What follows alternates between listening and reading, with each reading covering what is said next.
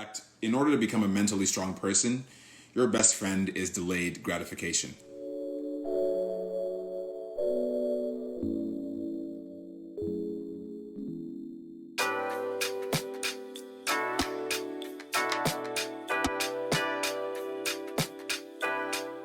Hey guys, happy Tuesday. Louis here.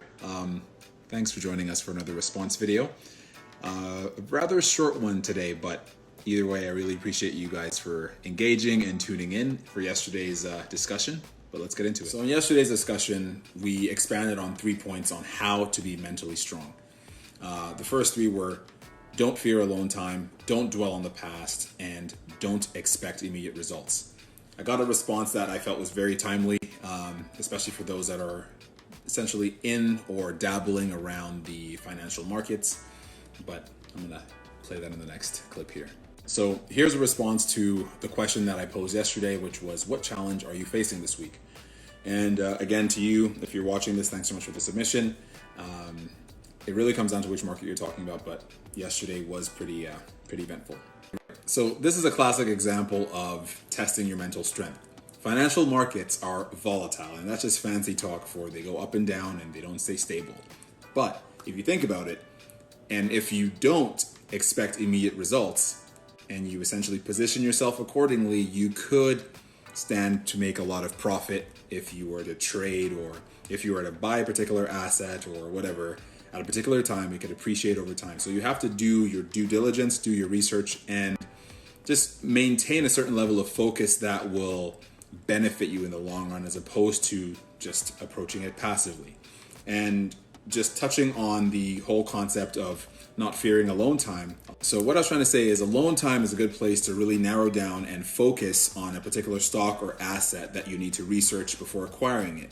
You could very well be an investor or just a trader. If that's your cup of tea, all the best with that. But ultimately, you just want to make sure you're not over investing more than you can afford to lose, really, because the uncertainty within that kind of an industry is extremely, it could be extremely rewarding and could also punish you a lot. So one thing I would say, if the market is actually killing you this week, is possibly not expecting immediate results. Just stay the course.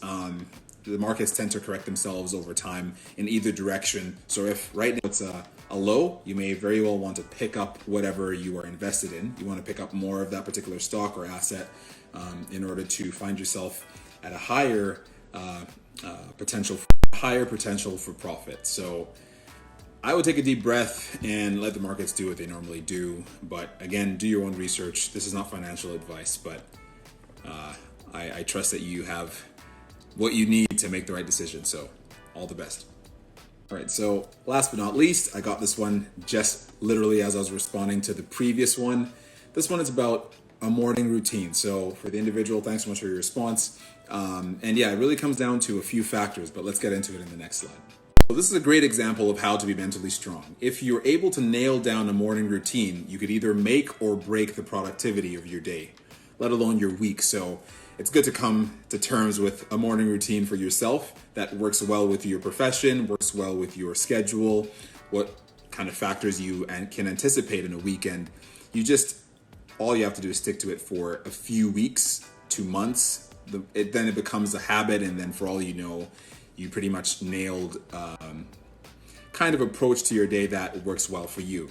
So for instance, if you're an individual that works a 9 to 5, you want to make sure you get your 8 hours of sleep, give or take, depending on what your goals are. And your morning routine could be as simple as working out, taking a cold shower, having a coffee, eating some breakfast, meditating, praying, stretching, whatever you essentially want or need to start your day. Do that thing, but wake up early enough to get it done so it doesn't interfere with your commute to work, your interaction with family members, which you can account for. You can anticipate that by yourself. You just take these little factors, map them out, or should I say reverse engineer them, put them in your schedule and map them out one by one.